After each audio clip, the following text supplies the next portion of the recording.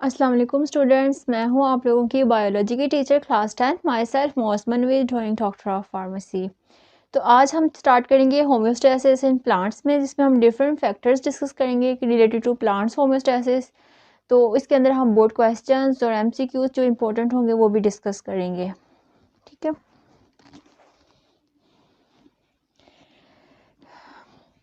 तो students homeostasis in plants, अब सबसे पहले इसका आपको अंदाज़ा होना चाहिए कि जिस तरह होम्योस्टेसिस की डेफिनेशन का पता होना चाहिए कि होम्योस्टेसिस क्या है। होम्योस्टेसिस की डेफिनेशन के अकॉर्डिंग कि the maintenance of internal environment, आपकी इंटरनल इन्वायरमेंट मेंटेन रहे रिगार्डलेस आपकी एक्सटर्नल इन्वायरमेंट पे क्या इफेक्टर्स हो रहे हैं या क्या कुछ हो रहा है, इसके ऊपर आपकी इंटरनल इन्वायरमेंट यानी कि आपके अंदर का इफेक्ट नहीं होना चाहिए। अगर आपकी इंटरनल इन्वायरमेंट ठीक है, उसकी स्ट्रॉन्ग है, तो बाहर की इन्वायरमेंट आपके ऊपर ज़्यादा इफ़ेक्ट नहीं कर सकती। तो इसीलिए होम्योस्टेसिस जिस तरह एनिमल्स में होता है, ह्यूमन बींग्स में होता है, इसी तरह होम्योस्टेसिस जो है वो प्लांट्स के अंदर भी होता है। अब प्लांट्स के अंदर होम्योस्टेसिस किस तरह होता है? अब प्लांट्स में प्रॉपर कोई ऑर्गन सिस्टम तो है नहीं, लेकिन यहाँ का हर सेल जो है वो होम्योस्टेसिस को रिस्पॉन्ड करता है। अगर प्लांट्स में देखिए, अगर आप देखा जाए तो plants are living, they are living creatures like human beings and animals.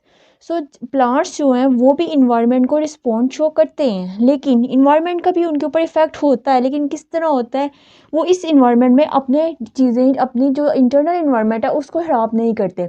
वो क्यों नहीं ख़राब कर पाते? होम्योस्टेसिस की। तो स्टूडेंट, जो होम्योस्टेसिस इन प्लांट्स है, इसके अगर आप फैक्टर्स देखो ना कि प्लांट्स में ऐसी क्या चीज़ें हैं जो उनको एक्स्ट्रा हो जाए तो उन्हें रिमूव करना है, उन्हें अपनी होम्योस्टेसिस किस तरह मेंटेन करनी है, तो हम कहते हैं कि डिफरेंट फैक्टर्स हैं जिनके ऊपर प्लांट्स डिपेंड करते हैं। अगर वो फैक्टर्स ठीक तरह से वर्क कर रहे हैं, अपना उनकी वर्किंग ठीक तरह से हो रही है, तो उनकी होम्योस्टेसिस जो है वो मेंटेन रहेगी। फिर बाहर की इन्वायरमेंट चाहे ड्राई हो या फिर उसके अंदर वाटरी हो, इन्वायरमेंट डजेंट मैटर, क्योंकि प्लांट्स जो हैं वो अपनी इंटरनल इन्वायरमेंट मेंटेन कर सकते हैं। अब इसमें ये होता है कि अगर ऑक्सीजन की कंसंट्रेशन ज़्यादा हो जाए, कार्बन डाइऑक्साइड की कंसंट्रेशन ज़्यादा हो जाए, तो ये भी प्लांट्स को जो है वो इफ़ेक्ट करती है बैडली। तो प्लांट्स जो है इस चीज़ को भी मेंटेन करने के लिए उनके पास डिफरेंट किस्म के सेल्स होते हैं जो उसको मेंटेन करते हैं। सेम लाइक द केस कि प्लांट्स के अगर एक्सेस वाटर हो जाए, तो वो वाटर को किस तरह एक्सेस, फॉर एग्जांपल कोई अगर प्लांट जो था वो ड्राई इन्वायरमेंट में रहने वाला था, अगर आप उसे सी साइड पे या फिर उसे ज़्यादा वाटर कंडीशन में ले जाते हो, तो उसने किस तरह रिस्पॉन्ड करना है।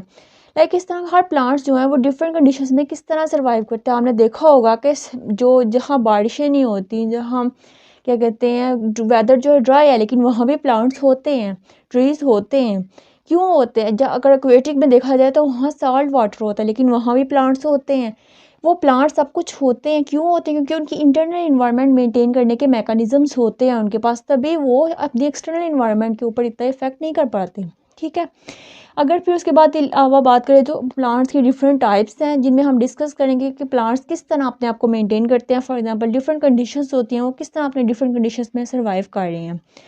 तो स्टूडेंट्स, अगर हम सबसे पहला फैक्टर जो है वो डिस्कस करें ना, तो इसमें ये है कि removal of extra oxygen and carbon dioxide.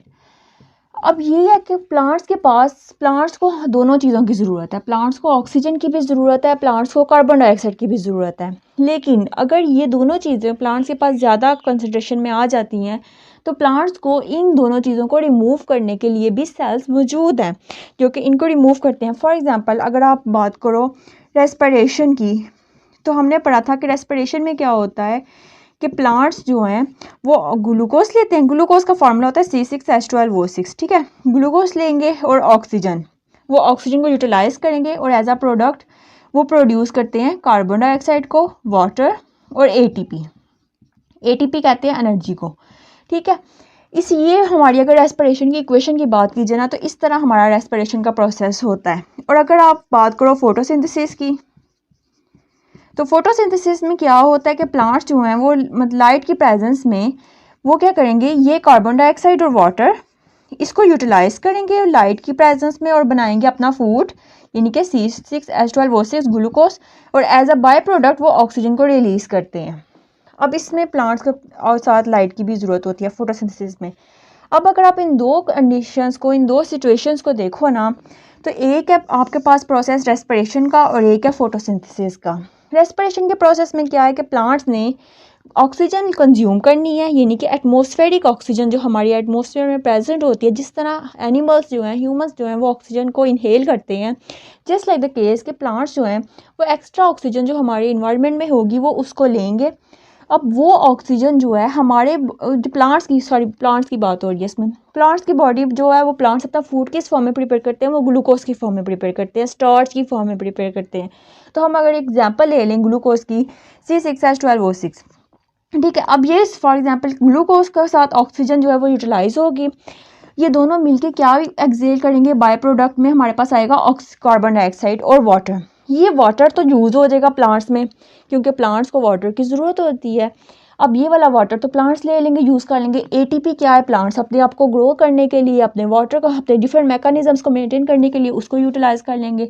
अब जो कार्बन डाइऑक्साइड है ये जो है, अब अगर जो ह्यूमंस की बात करें तो वो कार्बन डाइऑक्साइड को एक्सेल कर देते हैं। हमारे लिए carbon dioxide as a waste product है, लेकिन प्लांट्स के लिए दो सिचुएशंस हैं। एक सिचुएशन में ये उनका यूज़फुल प्रोडक्ट होता है और एक सिचुएशन में उनका वेस्ट प्रोडक्ट होता है। फॉर एग्जांपल अगर आप डे टाइम की बात करो तो डे टाइम में क्या होता है कि डे टाइम में अब देखो लाइट मिल रही है, फोटोसिंथेसिस का प्रोसेस भी होता है, रेस्पिरेशन का प्रोसेस भी होता है। अब ये दोनों प्रोसेस जब हो रहे होते हैं, ये दोनों प्रोसेस इकट्ठे हो रहे होते हैं, तो डे टाइम में क्या होगा कि ये जो कार्बन डाइऑक्साइड है, ये प्लांट्स जो है इस कार्बन डाइऑक्साइड को यूज़फुल बना लेते हैं।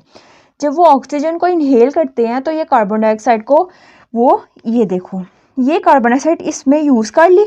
अब ये वाली कार्बन डाइऑक्साइड वाटर जो हमारे प्लांट्स में प्रेजेंट होता है ऑलरेडी, और लाइट की प्रेजेंस में ये अपना प्रोडक्ट बनाते हैं और साथ में ये ऑक्सीजन जो है ये रिलीज़ कर देते हैं। अब ये वाली ऑक्सीजन क्या होगी, इस ऑक्सीजन ने रेस्पिरेशन के प्रोसेस में यूज़ हो जाना है। मतलब कि ये दोनों प्रोसेस, एक का रिएक्टेंट दूसरे का प्रोडक्ट, आपस में सिमिल्टेनियसली वर्क करेंगे। हमने रेस्पिरेशन में पढ़ा था कि ऑक्सीजन यूज़ होती है, कार्बन डाइऑक्साइड जो है वो रिलीज होती है। फोटोसिंथेसिस में क्या होगा कि ये कार्बन डाइऑक्साइड यूज़ कर लेंगे और इस इक्वेशन के ज़रिए जो ऑक्सीजन निकली है ये ऑक्सीजन रेस्पिरेशन में यूज़ हो जाएगी। इस तरह डे टाइम में प्लांट्स जो हैं वो अपना प्रोसेस कंप्लीट करते हैं, ठीक है। लेकिन अगर आप नाइट टाइम की बात करो तो नाइट टाइम में क्या होता है कि ये फोटोसिंथेसिस का प्रोसेस नाइट टाइम में नहीं होता, ठीक है। अब क्या फोटोसिंथेसिस का प्रोसेस नहीं होना तो इसका मतलब है कि प्लांट्स ने ऑक्सीजन तो यूज़ करनी है, वो तो इन्होंने इनहेल करनी है, लेकिन ये जो कार्बन डाइऑक्साइड है ना, ये as a waste night time में रिलीज़ हो जाती है। मतलब एज अ वेस्ट प्रोडक्ट जो है वो प्लांट्स रिलीज़ करते रहते हैं कार्बन डाइऑक्साइड को, क्योंकि उनके पास फोटोसिंथेसिस के प्रोसेस के लिए लाइट नहीं होती, उनके पास प्रॉपर जो है सनलाइट नहीं होती। इस वजह से नाइट टाइम में कार्बन डाइऑक्साइड जो है वो इसकी रिलीज़ जो होती है वो ज़्यादा हो जाती है। अब ऑक्सीजन का अंदर आना, कार्बन डाइऑक्साइड का बाहर जाना, ये प्रोसेस किसके ज़रिए होगा, स्टोमेटा, यानी कि स्टोमेटा के ज़रिए ही ऑक्सीजन अंदर जा रही है, इसके ज़रिए ही कार्बन डाइऑक्साइड बाहर जा रही है। स्टोमेटा का तो ये काम हो गया। अब ये जो प्रोसेस करवाते कौन है, मीजोफिल सेल्स। प्लांट्स के अंदर प्रेजेंट होते हैं मीजोफिल सेल्स। ये जो सेल्स होते हैं ये प्लांट्स के अंदर ये फोटोसिंथेसिस और रेस्पिरेशन, ये दो प्रोसेस करवाने के रिस्पॉन्सिबल होते हैं। अगर एग्जाम में एक MCQ के फॉर्म में आ सकता है कि ऐसे कौन से सेल्स हैं जिनमें फोटोसिंथेसिस और रेस्पिरेशन दोनों होती है, तो हम ऑप्शन पे टिक करेंगे मीजोफिल सेल्स की। प्लांट्स के अंदर जो मीजोफिल सेल्स होते हैं उनके अंदर ये दोनों काम हो रहे होते हैं, ठीक है। अब तो मैंने आपको एक सिचुएशन बताई कि एक थी सिचुएशन डे टाइम की और एक हो गई नाइट टाइम की सिचुएशन। अब इसमें ये एक चीज़ का एडिशन कर दूं कि जो वाटर है ये आपने देखा है रेस्पिरेशन के प्रोडक्ट में as a by product use हुआ है, लेकिन फोटोसिंथेसिस में एज अ रिएक्टेंट ये यूज़ होगा वाटर।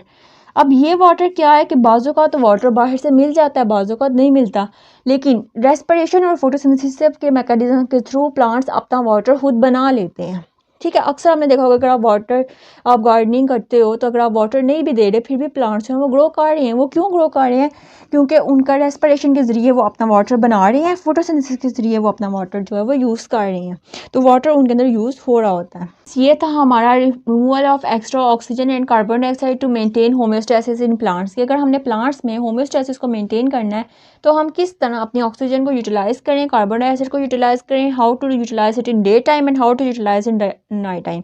तो अब इंपॉर्टेंट शॉर्ट क्वेश्चन आ सकता है कि अगर आप डे टाइम के और शॉर्ट नाइट टाइम में ऐसा कौन सा डिफरेंस आ जाता है हमारे प्लांट्स के होम्योस्टैसिस में, तो आप बताएं। तो आप कह सकते हो कि डे टाइम में ये होता है कि रेस्पिरेशन और फोटोसिंथेसिस दोनों प्रोसेस हो रहे होते हैं, नाइट टाइम में सिर्फ और सिर्फ एक प्रोसेस हो रहा होता है और वो होता है रेस्पिरेशन का प्रोसेस। ठीक है स्टूडेंट्स, ये था हमारा एक टॉप फैक्टर हमने कंप्लीट कर लिया है। अब हम नेक्स्ट करेंगे। Okay, thank you very much.